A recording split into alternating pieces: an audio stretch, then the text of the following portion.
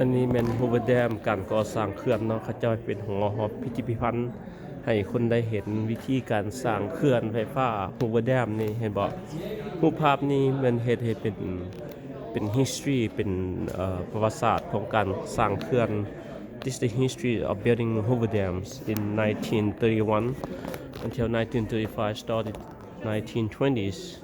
Almost 500 engineers work on this nationalized and ease of concrete. Hello, mister. Look at that.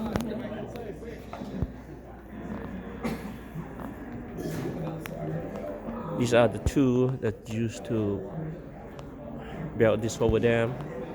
This is how the construction site works of the dam.